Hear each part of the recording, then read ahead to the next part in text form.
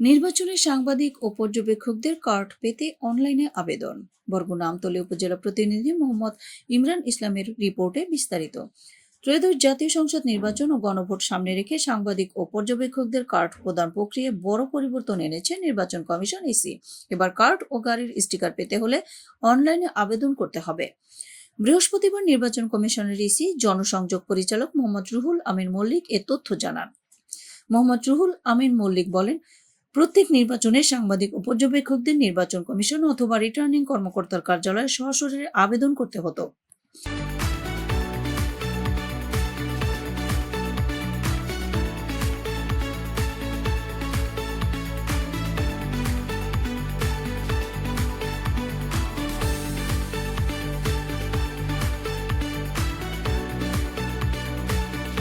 আবেদন অনুমোদনের পর কার্ড ও গাড়ির স্টিকার সরবরাহ করা হতো। এতে সময়ের অপচয়ের পাশাপাশি নির্বাচন কমিশনেরও উল্লেখযোগ্য সময় ব্যয় হতো। সে কারণে এবার আগের পদ্ধতি থেকে সরে আসার সিদ্ধান্ত নেওয়া হয়েছে। তিনি আরও জানান, এবার আবেদন অনলাইনে নেওয়া হবে। এজন্য একটি ওয়েবসাইট ডেভেলপ করা হয়েছে। নির্দিষ্ট তথ্য ও প্রয়োজনীয় কাগজপত্র সংযুক্ত করে সেখানে আবেদন করতে হবে।